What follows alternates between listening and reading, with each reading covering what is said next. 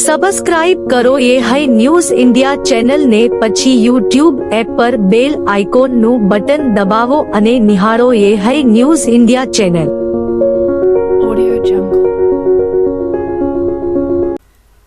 બનાસકાંઠાના સરહદી પંથકમાં પસાર થતી કેનાલમાં પાણી છોડાતા ખેડૂતોમાં ખુશી જોવા મળી રહી છે। ત્યારે થરાદના બોરલ ડિસ્ટ્રિક્ટમાંથી નીકળતી ચોટીલ, મેઢાળા અને કોળાવા માઇનોર કેનાલમાં ભંગાણ થતા પાણી છોડવામાં આવતું નથી। ચોટીલ ગામની સીમમાં માઇનોર કેનાલ તૂટતા તેને રિપેરિંગ કરી પાણી છોડવામાં આવતા પાછી કેનાલ તૂટી જતા છેલ્લા 5 દિવસથી ખેડૂતો રિપેરિંગ માટે નર્મદા નિગમના અધિકારીઓને ટેલિફોનિક રજૂઆત કરી રહ્યા છે, છતાં કેનાલ રિપેરિંગ ન થતા ચોટીલ ગામના ખેડૂતો આગેવાનો કેનાલ પર એકઠા થઈને વિડીયો બનાવી વાયરલ કરી પોતાની રજૂઆત કરતા જણાવ્યું હતું કે આ ચોટીલ કેનાલ 5 દિવસથી તૂટી ગયેલ છે, અમે અધિકારીઓને ફોન કરીએ તો ઉપાડતા નથી તેવા ખેડૂતો આક્ષેપ કર્યા હતા। વધુમાં જણાવ્યું હતું કે ઉનાળો છે, ઘાસચારાની તંગી છે, સરકારે પાણી આપવાની જાહેરાત કરી છે અને કેનાલ ઊંચી હોવાથી એકદમ પાણી છોડાતા કેનાલ તૂટી જાય છે, અમે રિપેરિંગ કરવાનું કહેતા છતાં કામગીરી કરતા નથી। ખેડૂતોએ વિડીયો બનાવી સરકાર પાસે અપેક્ષા રાખી ભંગાર થયેલ કેનાલનું રિપેરિંગ કામ કરી તાત્કાલિક પાણી છોડવામાં આવે તેવી માંગ કરી હતી। જો ખેડૂતોની માંગની આધારે કામ નહીં થાય તો ચૂંટણી બહિષ્કારની ચીમકી પણ આપવામાં આવશે તેવું જણાવ્યું હતું। 2024 આ કેનાલ તૂટ્યાને ચોટીલ ભોરલ ડિસ્ટ્રીબ્યુટર ચોટીલ માઇનોર આજ 5 દિવસ થયા છે। આજ દિન સુધી અધિકારીઓને જોવા પણ આવ્યા નથી, અમે રજૂઆત કરો તો ફોન ઉપાડતા નથી અને લેખિત આપો અને ત્રણ કરતા થઈ જશે એટલું કહે છે। અમારી નમ્ર અંજા અમે છેલ્લે આરે બેઠા હતા, છેલ્લી ટેલ ઉપર છે ચોટીલ, અમને 5 દાડા પાણી નમળે તો અમારે પાક સુકાઈ જાય એમ છે। જો 5 દાડા આ ટૂંક સમયમાં તાત્કાલિક રિપેરિંગ નહીં થાય તો મારું તમામ ચોટીલ ગામ આ ચૂંટણીનો બહિષ્કાર કરવા તમામ ખેડૂતો અમે એના માટે જે કોઈ પગલાં ભરવા પડશે ગાંધી ચિંધ્યા માર્ગે અને ચૂંટણીનો બહિષ્કાર કરવા માટે અમે સંમત છીએ। બોલો ભાઈ સંમત। લોકસભાની ચૂંટણીઓ હવે 1 મહિનો પણ બાકી નથી રહ્યો, ત્યારે રાજકીય પક્ષો પ્રચાર પ્રસાર માટે એક્ટિવ થઈ ગયા છે। બનાસકાંઠા બેઠક પર ભાજપે રેખાબેન ચૌધરીને ટિકિટ આપી છે, જ્યારે કોંગ્રેસે ગેનીબેન ઠાકોરને। ત્યારે આજે કોંગ્રેસના ઉમેદવાર ગેનીબેન ઠાકોર વાજતે ગાજતે પાલનપુર ખાતે ફોર્મ ભર્યું હતું। ઉમેદવારી નોંધાવતા પહેલા ડીસા પાલનપુર હાઈવે પર આવેલા જોડનાપુરા પાસે કોંગ્રેસની સભાનું આયોજન કરવામાં આવ્યું હતું।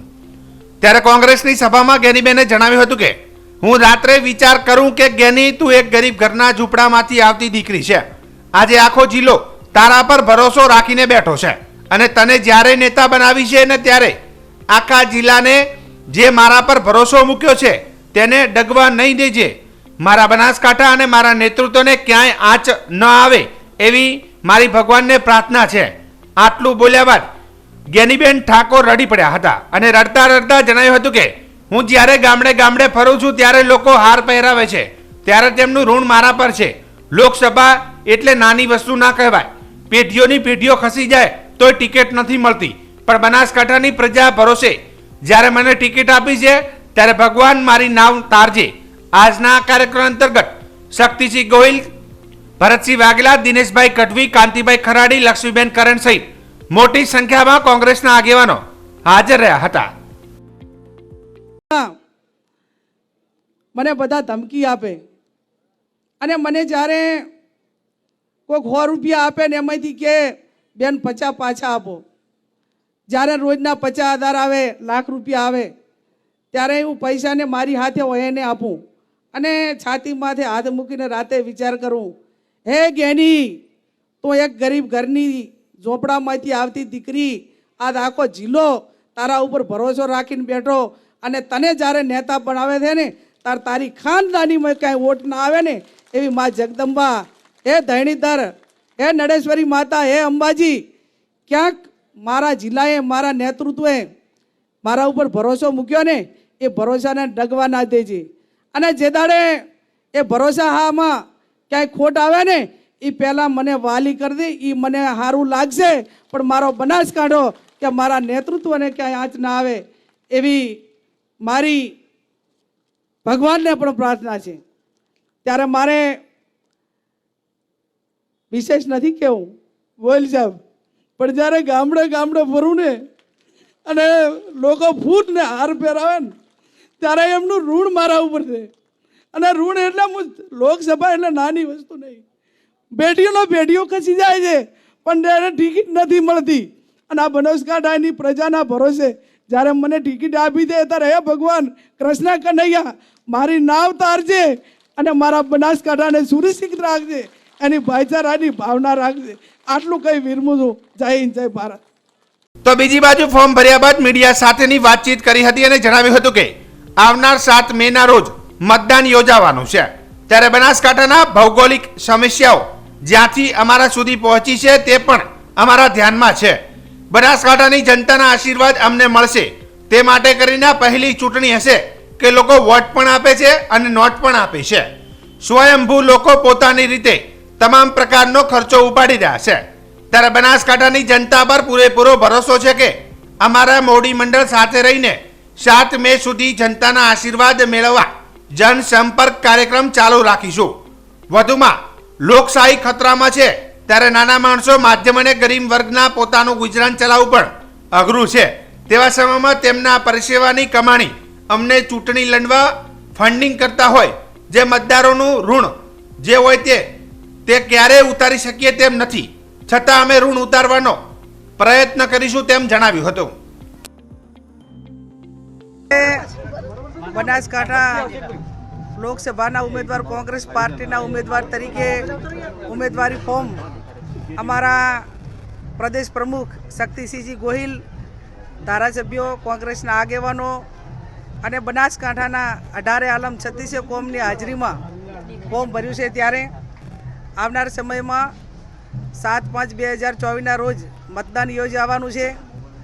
બનાસકાંઠાના ભૌગોલિક એરિયા પ્રમાણે જે પ્રશ્નો છે એ પ્રશ્નો છેલ્લા 1 મહિનામાં જ્યાંથી પણ અમને રજૂઆત મળી છે એ પણ અમારા ધ્યાનમાં છે. અને જનતાના આશીર્વાદ, બનાસકાંઠાની જનતાના આશીર્વાદ અમને મળશે તે માટે કરીને આ પહેલી ચૂંટણી એવી છે કે લોકો વોટે આપશે અને નોટ પણ આપી રહ્યા છે.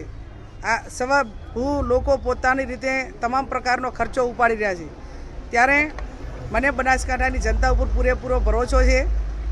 આજે અમારું મોવડી મંડળ હાજર રહી અને આ ઉમેદવારી ફોર્મ ભરાવ્યું છે.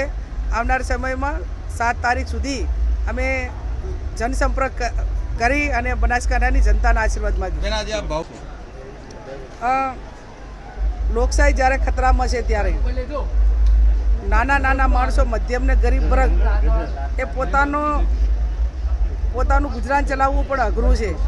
એવા સમયમાં એમના પરસેવાની કમાઈ ક્યાંક નાના મોટી બચત કરેલી હોય એમાંથી અમને ચૂંટણી લડવા ફંડિંગ કરતા હોય 500, 1000, 2000, ત્યારે ખરેખર એક સહાનુભૂતિ અને એ લોકો ઉપર જે અમારું ઋણ છે, મતદારોનું ઋણ છે, એ ઋણ અમે ક્યારેય પણ ઉતારી શકીએ એમ નથી.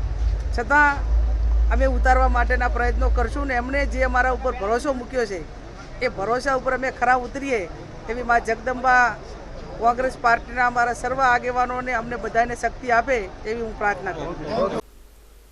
બનાસકાંઠા જિલ્લાના લાયન્સ ઓફ થરાદ સિટી દ્વારા પક્ષીઓને પીવાના પાણીની કુંડા અને રહેવા માટેના માળાનું ફ્રીમાં વિતરણ કરવામાં આવ્યું હતું. આ સમગ્ર કાર્યક્રમનું આયોજન લાયન્સ ક્લબ ઓફ સિટીના પ્રમુખ ડોક્ટર પ્રવીણસિંહ ચૌહાણ દ્વારા કરવામાં આવ્યું હતું. આ કુંડા અને માળાના દાતા ગુલાબગીરી અતીત દ્વારા આ વિસ્તારના લોકોને ફ્રીમાં પક્ષીઓના કુંડા અને માળાનું ફ્રીમાં વિતરણ કર્યું હતું. થરાદ બસ ડેપોની સામે સ્ટોલ બનાવી લોકોને ફ્રીમાં કુંડા અને માળા આપવામાં આવ્યા હતા, જેથી ગરમીના કારણે પક્ષીઓને પાણીની ખૂબ તકલીફ પડતી હોય છે, જેના કારણે ગરમીમાં પક્ષીઓના મોત થતા હોય છે. જેને લઈને લાયન્સ ક્લબ ઓફ સિટી દ્વારા આ ભગીરથ કાર્ય કરવામાં આવ્યું હતું. Lions club of Tharad city દ્વારા આજે થરાદ પંથકની અંદર આવી ધગધગતી ગરમીમાં પાણીના કુંડા 2000 થી પણ ઉપર અને 1100 જેટલા આપણે પક્ષીઓના માળાનું વિતરણ કરવામાં આવ્યું છે.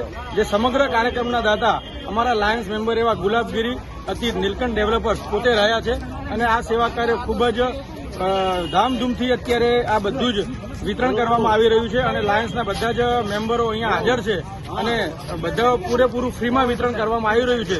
એટલે આ જ રીતે સેવાના કાર્યો લાયન્સ ક્લબ કરી રહી છે અને આગામી દિવસોમાં કરશે. જય હિન્દ, જય ભારત. બનાસકાંઠા જિલ્લા પોલીસ વડાના માર્ગદર્શન મુજબ એલસીબી પોલીસના માણસો થરાદ પોલીસ સ્ટેશન વિસ્તારમાં પેટ્રોલિંગમાં હતા.